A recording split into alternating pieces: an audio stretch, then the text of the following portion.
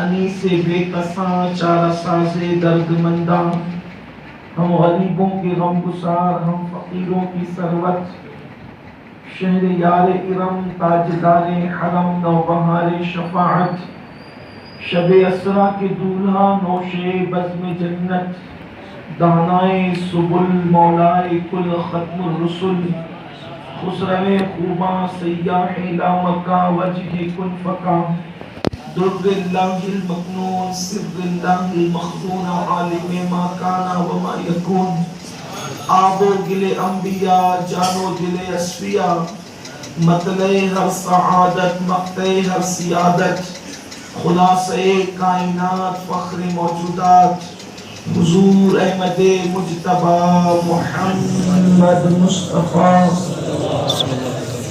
ارواحنا فدا صلی اللہ تعالی علیہ وآلہ وصحبہ وبارک وسلم کی بارگاہ بے کس پناہ میں جس طریقے سے پڑھاؤں بلند آواز سے میرے ساتھ مل کر پڑھیں۔ الصلاة والسلام علیک یا رسول اللہ، الصلاة والسلام علیک یا نبی اللہ، الصلاة والسلام علیک یا حبیب اللہ، وعلى آلك وأصحابك يا نور الله، صلى الله تعالى عليك وسلم۔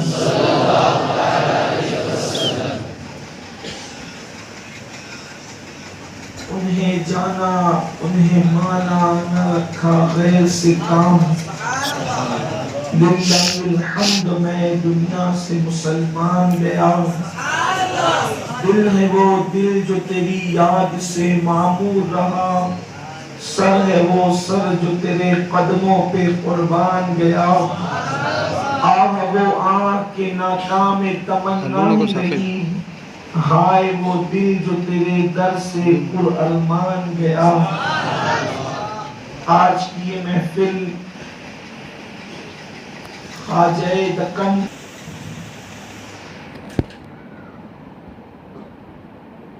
آبروے سلسلہ چشتیہ بہشتیہ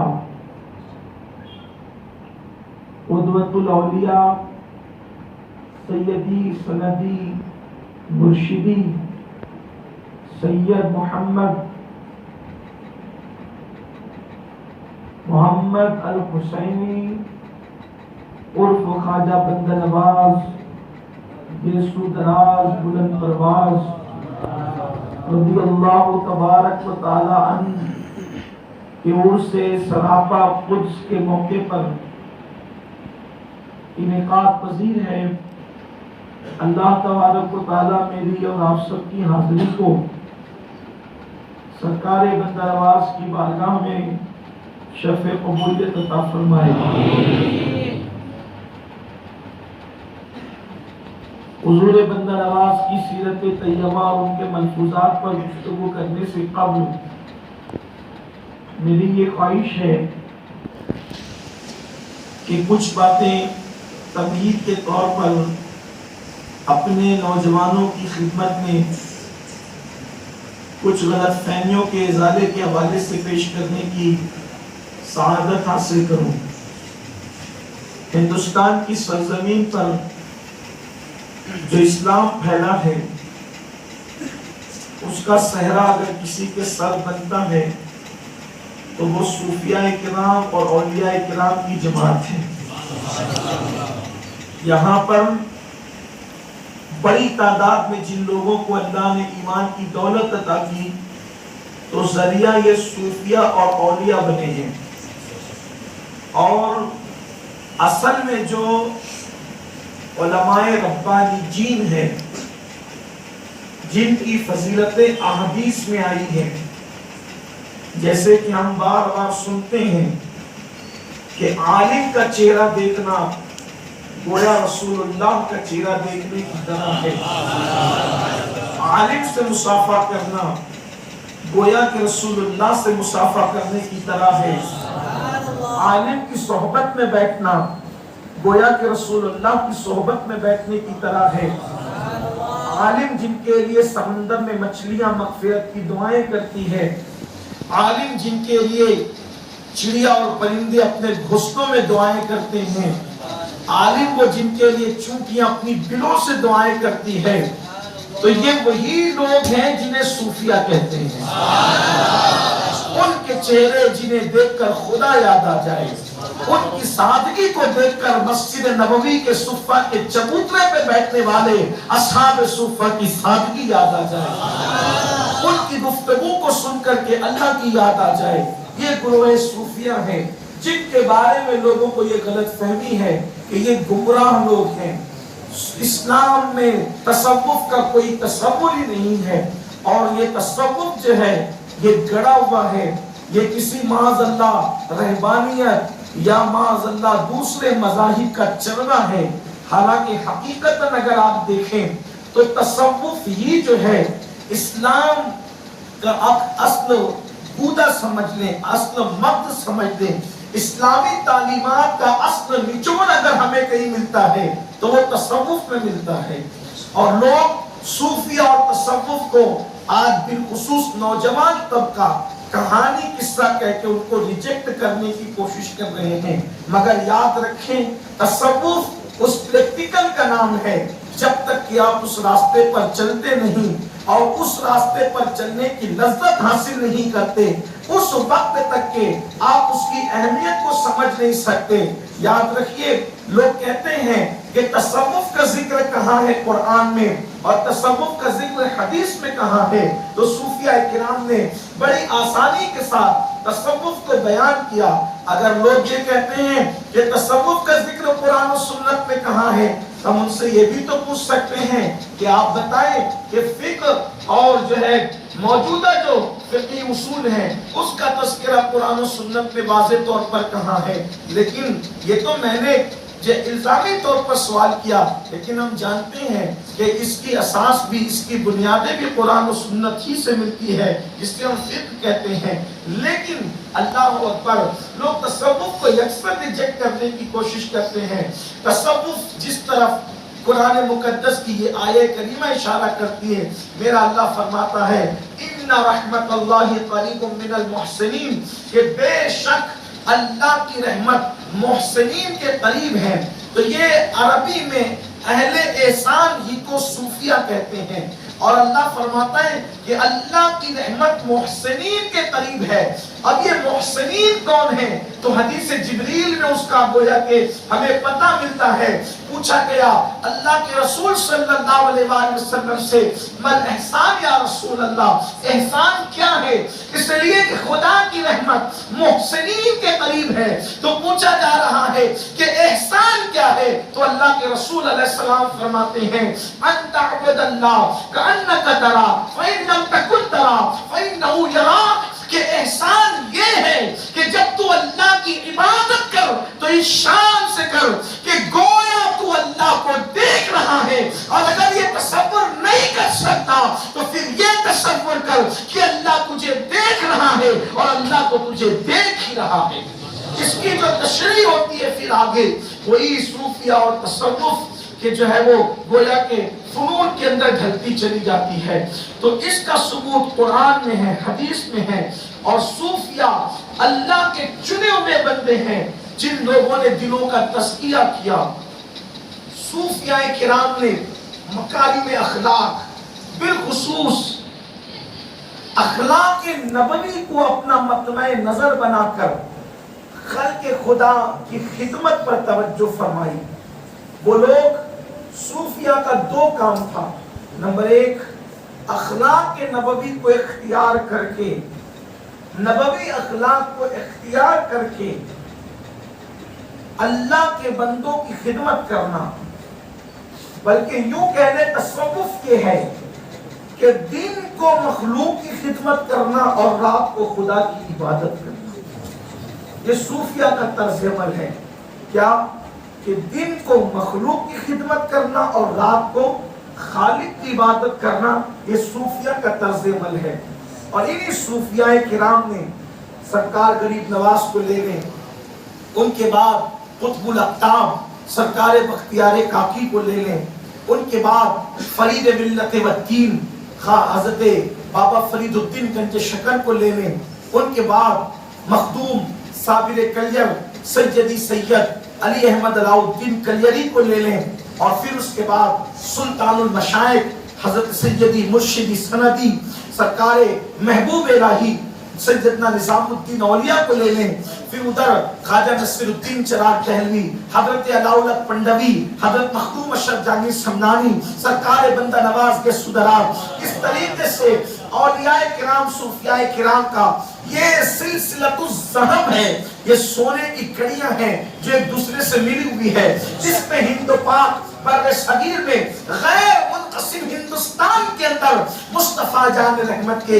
اخلاق کی روشنی سے اہل کفر کے دلوں کو ایمان کے نور سے منور فرمایا، ایمان کی روشنی عطا فرمائی۔ ان لوگوں نے حضرت سیدی بندہ نواز سیدی بندہ نواز کے ملفوظات پڑھنے سے پہلے میں یہ چاہوں گا کہ ان صوفیاء کرام نے خاص طور پر توجہ اخلاق کی طرف دی۔ عام طور پر آج مسلمان نماز، داڑھی، ٹوپی، روزہ اس کو بہت زیادہ اہمیت دیتے ہیں اور اخلاق کی طرف یکسر توجہ نہیں ہے۔ حالانکہ نماز، داڑھی، ٹوپی کا میں قطعاً منکر نہیں۔ جو لوگ میری گفتگو جو ٹوٹے ٹوٹے جملوں کے حوالے سے سنتے ہیں انہیں پتا ہے کہ میں کس طریقے کی گفتگو کرنے کا عادی ہوں، لیکن آج مسلمان اخلاق کی طرف متوجہ نہیں ہے، یہ عبادات کی طرف متوجہ ہے، معاملات سے بالکل کوسوں دور ہے۔ اسی کی بنیاد پر جو طبقہ مسلمان نہیں ہے، جو طبقہ مسلمان نہیں ہے، وہ طبقہ انتہائی بدزن ہے اسلام اور مسلمین سے۔ لوگوں کا یہ ذہن بن گیا ہندوستان میں آج کل کہ مسلمان کا مطلب جھگڑالو، مسلمان کا مطلب فسادی، مسلمان کا مطلب فتنہ پرور، اسی لیے دشمنیاں بڑھ رہی ہیں اور لوگ تیل پر جو ہے وہ مزید تیل نمک چھڑک رہے آگ پر، یہ سب چیزیں ہو رہی ہے۔ حالانکہ آپ دیکھیں آج مسلمان ہندوستان کے اندر 30 کروڑ سے بھی زیادہ ہیں۔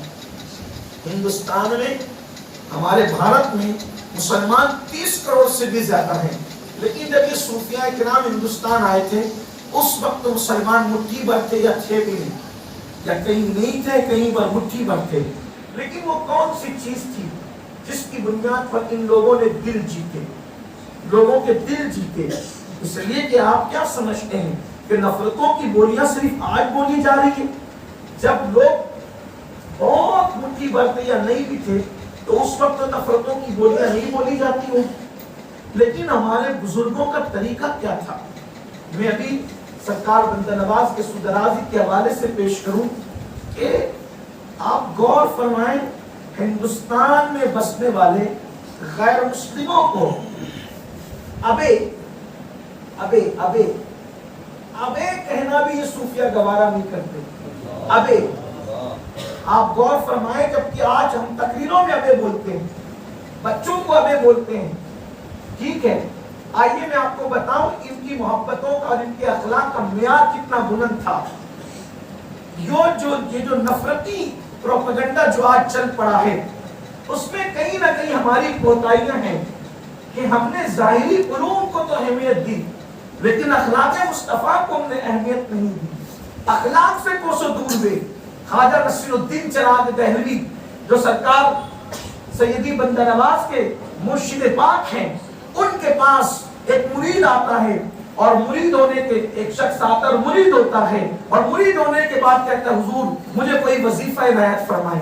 جیسا کہ آج کل لوگوں کا طریقہ ہے، کوئی وظیفہ چاہیے، کوئی عمل چاہیے، ہونا بھی چاہیے۔ تو سرکار نصیر الدین نصیر ملت و دین سرکار نصیر الدین چراغ دہلوی نے فرمایا بیٹا نفل روزے تو بوڑھی عورتیں بھی رکھتی ہیں، نفل روزے تو بوڑھی عورتیں بھی رکھتی ہیں، رات رات پر نفل نمازیں تو کمزور لوگ بھی پڑھتے ہیں، کثرت تلاوت قرآن تو کمزور لوگ بھی کرتے ہیں۔ اصل جو مردوں کا کام ہے وہ یہ ہے کہ لوگوں کے ساتھ حسن اخلاق سے پیش آیا جائے، اخلاق کیا جائے. وہ گیا اور اس کے بعد چند دنوں کے بعد پھر واپس آیا اور کہا حضور مجھے کوئی آپ وظیفہ عنایت فرمائے. تو فرمایا جو پہلی مرتبہ کی نصیحت کو بھول چکا ہو اس کو دوسری مرتبہ کوئی نصیحت کرنا فائدہ نہیں دے سکتا. فرمایا بیٹا تو پہلا سبق ہی بھول چکا ہے, میں تجھے دوسرا سبق کیا دوں. تو صوفیہ کا پہلا درس اخلاق تھا. میں نے ابھی عرض کیا کہ سرکار بندہ نواز کہ سدراز رحمت اللہ تعالی علیہ کسی کافر کو بھی مشرک کو بھی لفظ ابے کہنا گوارا نہیں فرماتے تھے. آپ کے ملفوظات شریف میں خود ہے, آگے ملفوظات پڑھوں گا. ہم صوفیہ کے ملفوظات کو اس لیے بہت اہمیت دیتے ہیں, اہمیت اس لیے دیتے ہیں کہ بزرگوں نے فرمایا کہ صوفیہ کے ملفوظات اللہ کے لشکروں میں سے ایک لشکر ہے, اور جب کوئی صوفیہ کے اللہ والوں کے ولیوں کے ملفوظات پڑھے جاتے ہیں تو اس کی وجہ سے اللہ لوگوں کے مردہ دلوں کو زندہ فرما دیا کرتا ہے. میں انشاءاللہ اللہ نے توفیق دی تو پڑھوں گا, لیکن آج میں اپنی گفتگو کے آغاز میں کہ انہوں نے اخلاق پہ کتنا زور کیا. غریب نواز نے 90 لاکھ کو ایمان کی دولت عطا, کسی کے منہ پہ تماچا مارے بغیر 90 لاکھ کو ایمان کی دولت عطا کی. محبوب الہی کی خدمات دیکھیں, قطب الدین بختیار کاکی کی خدمات دیکھیں, خود بندہ نواز کی خدمات پر ابھی گفتگو کی جائے گی. حضرت بندہ نواز خود فرماتے ہیں کہ ایک مرتبہ مولانا جلال الدین, مولانا صدر الدین طبیب اور میں اور جناب علاء الدین یہ سب لوگ بیٹھے ہوئے تھے. ایک شخص آیا, ہندوستان کا رہنے والا, مسلمان نہیں تھا, غیر مسلم تھا, اور جب وہ غیر مسلم آیا تو اس کا نام تھا بنو نام تھا. ایسے میں مولانا صدر الدین نے اس بنو کو کہا ابے بنو. غور کرنا, جو لوگ آج تصوف کو منہ چڑھاتے ہیں ان علماء زواہر سے کہتا ہوں تم اس کی خواب کا تصور نہیں کر سکتے. تم لوگ تو تعویذ باندھنے پر بھی شرک کا فتویٰ دیتے ہو. تم لوگ تو کسی بزرگ کی مزار کی چادر کو چومنے پر بھی لوگوں کو کافر بنا دیتے ہو. اگر اخلاق مصطفیٰ سیکھنا ہے تو ان صوفیہ کے در پر آ کر کے سیکھو. جن لوگوں نے یوں کیا, آج کل تو علماء ظواہر کا حال یہ ہے کہ وہ لوگ چھوٹی چھوٹی چیز پر, فروعی معاملات پر, مختصر سی چیز پر بھی لوگوں کو دائرہ اسلام سے خارج کر دیتے ہیں. ہاں, علماء حق اور علماء سو میں فرق یہی ہے, جو لکیر کھینچنے والی, جو حد فاصل ہے, تفریق کرنے والی اہل حق اور اہل باطل میں یہ ہے کہ علماء حق جو ہے لوگوں کو اسلام میں داخل کرتے ہیں, اور علماء سو جو ہے وہ لوگوں کو اسلام سے خارج کرتے ہیں. ہمارے بزرگوں نے 90 لاکھ کو اسلام میں داخل کیا, اور تم نے تو پوری امت کو اسلام سکھایا. چادر چومی تو مشرک کہا, تعویذ پہنا تو کافر کہا, کسی کو ندا دی تو مشرک کہا, تو کافر کہا. تو یاد رکھنا, انہیں تصوف سے چڑ اس لیے ہے کہ صوفیہ نے اسلام کا فائدہ کیا. انہیں تو سون کر بھی نہیں گزرے اخلاق, ان کے دل تو بھیڑیوں کی طرح ہے. اللہ کے رسول علیہ السلام نے فرمایا یہ جو علماء سو ہیں ان کی زبان شہد کی طرح میٹھی ہے, لیکن ان کے دل بھیڑیوں کی طرح سخت ہیں. امت کے لیے جن کے دل نرم تھے, جنہیں اولیاء اور صوفیہ کہتے ہیں, یہ وہ اللہ والے ہیں سچے نائبین رسول. یاد رکھنا, اگر کوئی درس نظامی کا کورس کر لے, ہم اسے پڑھا لکھا تو کہتے ہیں, لیکن اس کو نائب رسول اس وقت تک نہیں کہتے جب تک اس کے اندر صوفیہ کی وہ خوبو نہ پیدا ہو جائے, جس کی بنیاد پر ایک انسان نائب رسول کہلانے کا تھا. لوگوں کو مشرک بنانے اور کافر بنانے والے لوگ بھی کبھی نائب رسول ہو سکتے ہیں. چھوٹی چھوٹی انگوٹھا چومنے پر بھی لوگوں نے مشرک کہا. سوچے تو صحیح معیار کیا ہے. اور وہ ہوا اتنی چلی ہند و پاک میں کہ اب بہت کم لوگ اس ہوا سے محفوظ رہتے. حالانکہ سرکار مولا کائنات فرماتے ہیں مجھے 7ویں آسمان سے زمین پہ گرنا کا فعل آسان لگتا ہے, لیکن کسی کلمہ پڑھنے والے پر کفر کا فتویٰ دینا مجھے مشکل لگتا ہے. تکفیر کا معاملہ کتنا نازک ہے اور علماء سو نے اس کو کتنا آسان کیا اور ایسی مشین گن چلائی کہ آج پوری امت ٹکڑوں میں تقسیم ہے، فرقوں میں بٹ، شاید آج ان کو خود کو احساس ہو رہا، لیکن اتنی دنیا پیدا کر دی گئی ہے کہ شاید اب اس کو پاٹتے پاٹتے شاید قیامت کا سور اس کی آواز آ گئی۔ 1857 کے بعد کسی کے کہنے پر اور کسی کے اشارے پر لڑاؤ اور حکومت کرو کی تحریک کو فروغ دینے پر کفر اور شرک کی مشین گنیں اتنی چلائی گئی کہ عاشقان مصطفیٰ کو صرف یا رسول اللہ کہنے پر بھی مشرک کر کتنا بڑا لمحہ ہے۔ یہ لمحوں کی وہ غلطیاں تھی جو صدیوں تک کے سزا پاتی ہے۔ میں کوئی تعصب کی بنیاد پہ نہیں کہہ رہا ہوں، اپنے نوجوانوں کو ہوشیار کرنے کے لیے کہہ رہا ہوں۔ سونا جنگل، رات اندھیری، چھائی بدلی کانی ہے، سونے والوں جاگتے رہیو، چوروں کی رکھوالی ہے۔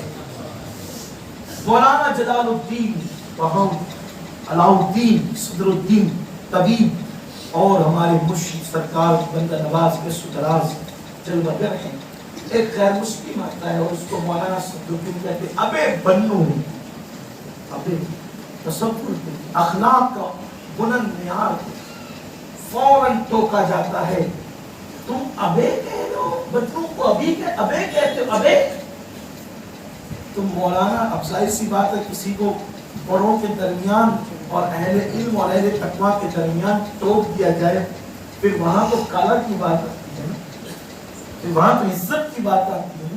بہت کم لوگ ہیں جو حق کی طرف رجوع کرتے ہیں، ورنہ پھر ٹیڑھی ترچھی تعویلیں ہونے لگتی ہے نا۔ تو جیسے ہی کہا آپ ابے کہتے ہو تو انہوں نے فوراً اس کی تعویل پیش کی، ارے یہ تو کافر ہے نا، کافر کو ابے کہا تو کیا مشکل ہے؟ تو جواب دیا جاتا ہے یہ کافر ہے نا، آپ تو کافر نہیں، کافر تو یہ ہے نا، آپ تو مسلمان ہو، آپ کی زبان میں پر تو پھر بہت اچھے جملے آنے چاہیے۔ آپ غور، یہ صوفیہ کا طرز عمل تھا کہ وہ کافروں کو ابے ابے ہی، حالانکہ بچے آج بچوں کا یہ گویا کہ تقیہ کلام بن چکا ہے، لوگوں کا تقیہ کلام بن چکا ہے، لیکن کیا معیار ہے گھر جا کر اس پر سوچنا۔ جنہیں صوفیہ کہتے ہیں ان لوگوں نے کافروں کو ابے بھی نہ کہا۔ جو ابے کہنے سے احتیاط کرتے ہوں گے وہ دھکا دینے سے کتنا احتیاط کرتے ہوں گے، وہ گالی دینے سے کتنا احتیاط کرتے ہوں گے، وہ گھورنے سے کتنا احتیاط کرتے ہوں گے۔ یہی اخلاق مصطفیٰ کی رعنائی تھی کہ ان کو دیکھتے جاتے تھے لوگ کلمہ پڑھ کے مسلمان۔ سلسلہ چشتیہ کے بزرگان دین اور بھی پھر دوسرے سلاسل کے لوگ بعد میں، لیکن اولین خدمات ہندوستان میں قادری مشرب ہونے کے بعد بھی یہ بات ہر جگہ بولتا رہتا ہوں کہ ہندوستان میں جتنا کام سلسلہ چشتیہ کے بزرگوں نے کیا ہے اتنا کام کسی نے نہیں کیا، سب بات میں ہیں۔ اور ہم تو یہ کہتے ہیں کہ ہم پیدا ہی ہوتے ہیں تو چشتی ہوتے ہیں ہندوستان میں۔ اگرچہ ہم قادری سلسلے ہیں لیکن خلافتیں تو ہمیں چشتی سلسلے کی ہیں، اور واللہ غریب نواز کے ہوتے ہوئے ہم تو یہ کہتے ہیں ہند میں ایک قادریت بھی لی تو غریب نواز کی چوکھٹ کی ہمیں کیا پتا تھا کہ قادریت کیا ہے؟ مدینہ منورہ کا پتہ بھی ملا تو غریب نواز کے سبق پورے ہندوستان کے سارے ولی، مبلغین، محدثین، مفکرین، مجددین سب کی خدمات کو ایک پلے میں رکھا جائے اور غریب نواز کی خدمات کو ایک پلے میں رکھا جائے تو خواجہ کی خدمات کے مقابلے میں کسی کی خدمت کا مقابلہ نہیں۔ پوری ملت ہے غریب نواز کی، یہاں تک کی سنیت، یہاں کا اسلام، یہاں کا عقیدہ، یہاں کا نظریہ سب کچھ غریب نواز کیا۔ جب تک قیامت تک کے یہاں، جب تک کہ اذانیں مسجدوں سے بلند ہوتی رہے گی، قرآن کی تلاوتیں کی جاتی رہے گی، روزے رکھنے والے روزے رکھیں گے، لا الہ الا اللہ پڑھنے والے لا الہ الا اللہ پڑھیں گے، اور اس سب کا خراج جس کے دربار میں پیش ہوگا اسے علی کا بیٹا سرکار غریب نواز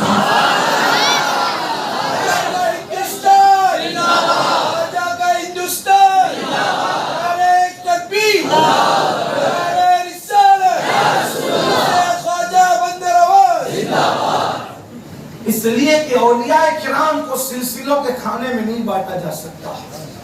اولیاء کرام کی خدمات کو سلسلوں کے کھانے، ہمیں تو ہر ولی سے محبت کرنے کا حکم دیا گیا ہے. ہم اولیاء اللہ کو سلسلوں کے کھانے میں بانٹیں تو سلسلوں کے فیوز و برکات سے محروم ہو جائیں. بعض اولیاء اللہ وہ ہیں کہ آپ بعض کیا بلکہ ہر ولی وہ ہیں کہ جس سے محبت کرنا خدا تک پہنچنے کا ذریعہ ہے. تو سرکار غریب نواز میں ان سے پہلے اسلام آ چکا تھا ہندوستان میں، جس پر میں گفتگو کر چکا ہوں.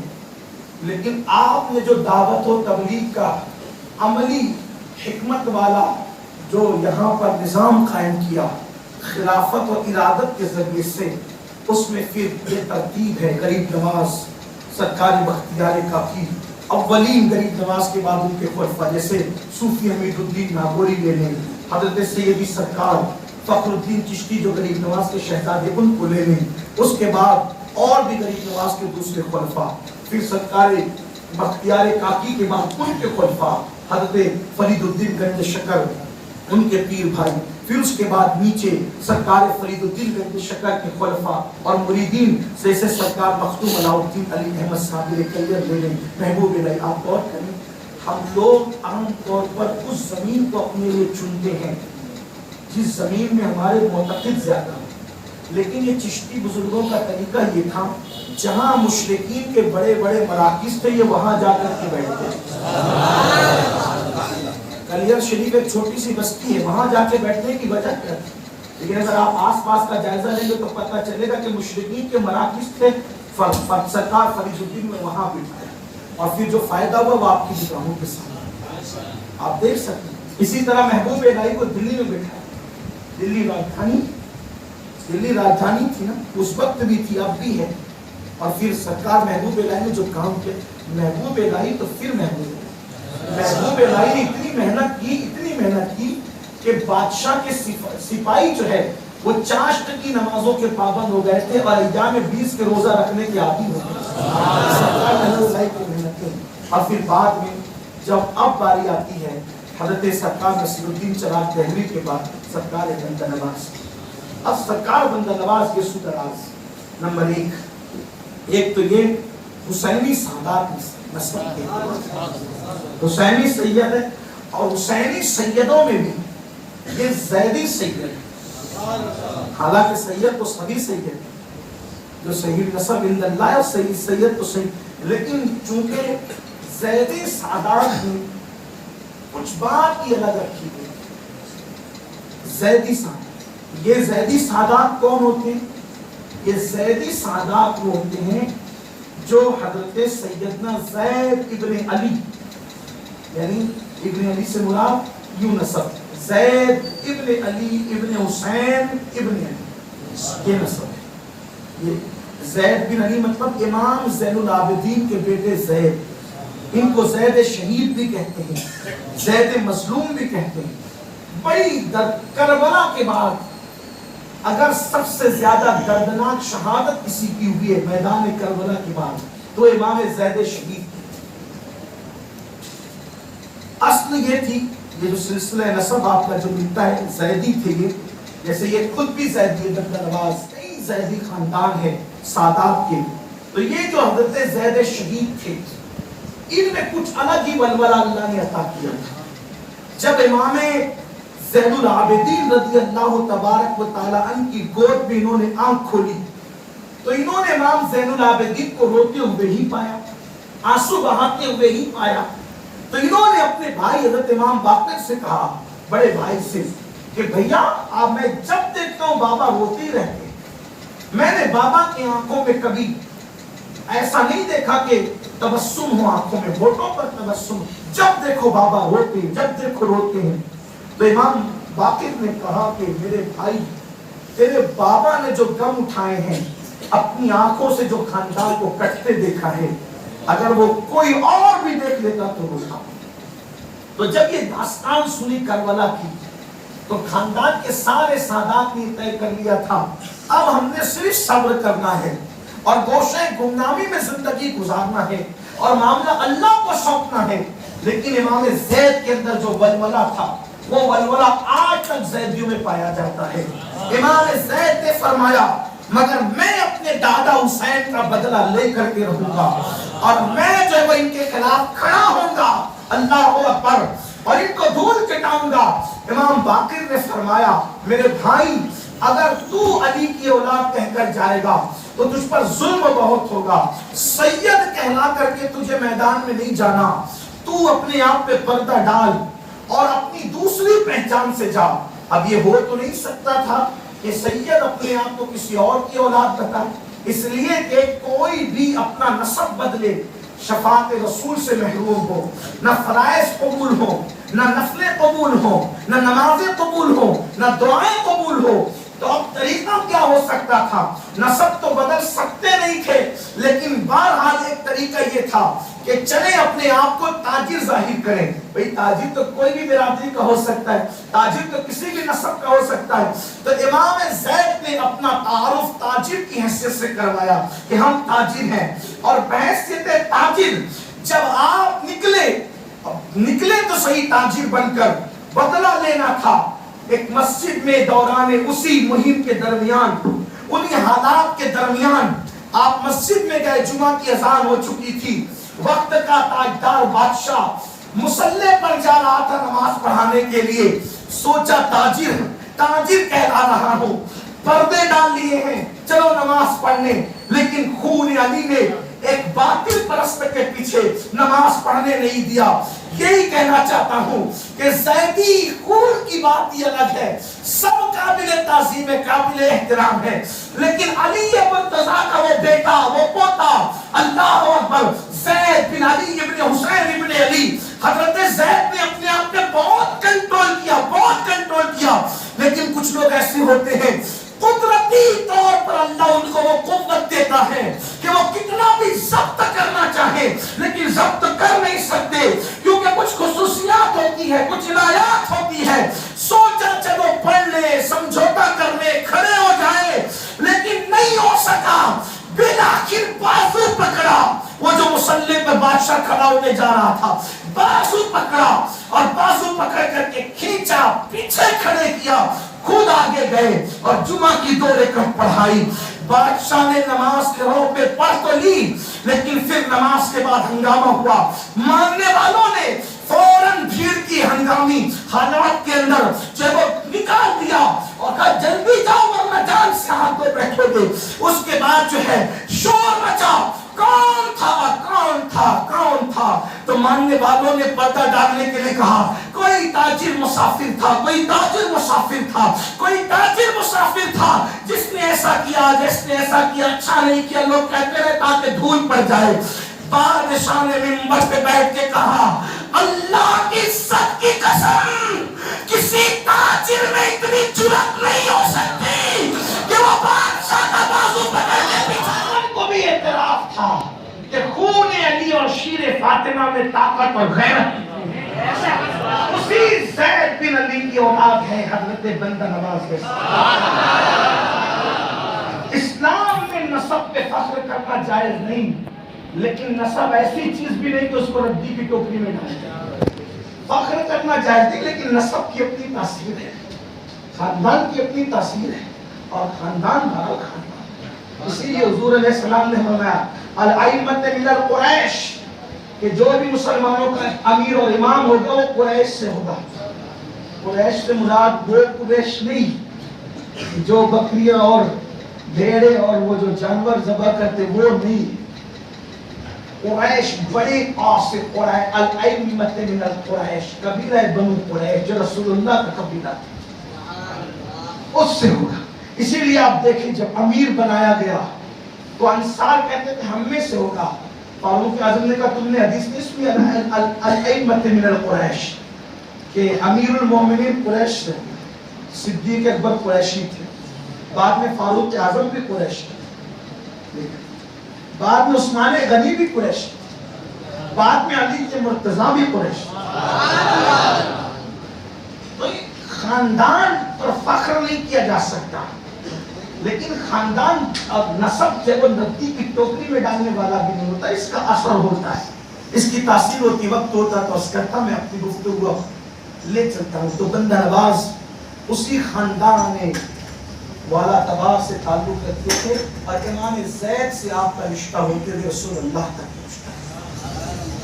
بندہ نواز سلسلہ چشتیہ کے ان بزرگوں میں ہیں کہ بندہ نواز سے پہلے، حضرت بندہ نواز سے پہلے جتنے بھی چشتی بزرگ ہوئے ہیں ان کی اپنی جو تحریری خدمات ہے وہ تقریباً 99% ملفوظات کی حیثیت سے، انہوں نے ملفوظات پر، اپنے مشائخ کی ملفوظات پر توجہ دی۔ باضابطہ کوئی ان کی اپنی تصنیف نہیں ملتی کسی کی جلدی سے، لیکن سلسلہ چشت اہل بہشت میں بندہ نواز اس ہستی کا نام ہے جو پہلی مرتبہ اولین مصنفین میں سے ہے، یعنی جن کی باضابطہ تصنیف ہے، جیسے قرآن کی تفسیر۔ بلکہ اگر آپ بنظر عمیق دیکھیں، گہرائی کے ساتھ دیکھیں، تو ہندوستان کی سرزمین پر تفسیر کے لیے پہلا بندہ جس نے قلم اٹھایا ہے وہ سرکار بندہ نواز گیسو دراز، یعنی کہ یہ تجدیدی کارنامے والی شخصیت ہے بندہ نواز گیسو دراز۔ خدا جانے کیوں آپ کی خدمات پر جو ہے وہ اب تک کے ایسے لوگوں نے بے اعتنائی کیوں برتی۔ قرآن مقدس کی تفسیر پر اولین جس نے ہند میں قلم اٹھایا ہے سلسلہ چشتیہ اہل بہشتیہ میں سے وہ حضرت سرکار بندہ نواز گیسو دراز ہے۔ اور یہ سلسلہ چشتیہ کی قید بھی نہیں لگائیں اگر آپ تو، اور بھی آپ دیکھ لیں مطلقاً اگر جس نے قلم اٹھایا ہے حضرت بندہ نواز گیسو دراز ہے تفسیر پہ۔ اس کے بعد قلم اٹھانے والی شخصیت تفسیر قرآن پر حضرت سید مخدوم اشرف جہانگیر سمنانی کی شخصیت۔ اس کے بعد قلم اٹھانے والی شخصیت حضرت سیدی مخدوم ماہیوی رحمت اللہ علیہ کی ذات ہے۔ یعنی آپ دیکھیں کہ آغاز جس نے کیا، آغاز کرنے والی ہستیوں میں یہ تجدیدی کارنامے والی شخصیت ہے بندہ نواز۔ ہم صوفیوں کو کیا سمجھتے ہیں کہ یہ پھٹے پرانے کپڑے والے، پیون لباس والے اور معاذ اللہ یہ صرف روزے نماز والے لوگ ہیں، ان کا علم سے کیا تعلق۔ یاد رکھنا صوفی کبھی جاہل نہیں ہوتا اور جاہل بندہ کبھی صوفی بن نہیں سکتا، یہ بات اچھی طرح یاد رکھنا۔ حضرت بندہ نواز گیسو دراز مفسر قرآن، اگر ہندوستان کے اولیاء میں سب سے پہلے کسی کو مفسر قرآن آپ کہہ سکتے ہیں تو وہ سرکار بندہ نواز کی ذات ہے۔ پھر اس کے بعد آپ دیکھ لیں اللہ اکبر، سب سے پہلے کثیر التصانیف شخصیت، یعنی جس نے سب سے زیادہ کثرت سے کتابیں لکھی ہے۔ اگر سب سے پہلے ہندوستان میں کوئی بندہ ہے تو اس کا نام ہے بندہ نواز گیسو دراز۔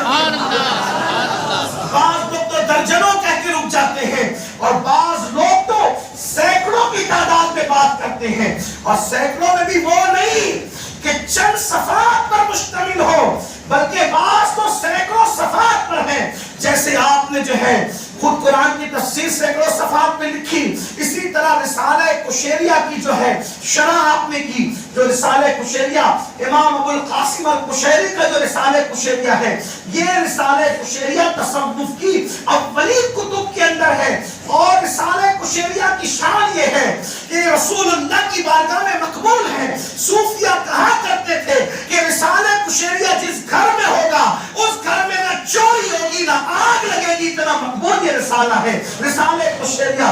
اس کی شرح لکھنے کا شرف اگر کسی کو حاصل ہے ہند میں پہلی مرتبہ تو حضرت سرکار بندہ نواز گیسو دراز۔ اسی طرح اردو زبان کو گویا کہ جس نے دودھ پلایا ہے، اردو زبان کو جس نے دودھ پلا وہ بندہ نواز گیسو دراز۔ یعنی کہ آپ اندازہ کریں کہ یہ ہستی کیسی ہے۔ ایک طرف تصانیف دیکھیں، دوسری طرف دعوت و تبلیغ کا، اور چونکہ اللہ تعالیٰ نے عمر بھی دراز کی، وہ گیسو دراز بھی تھے اور عمر دراز بھی تھے، بہت موقع دیا اللہ تبارک و تعالیٰ نے آپ کو خدمت کا، اپنی خدمت انجام دی۔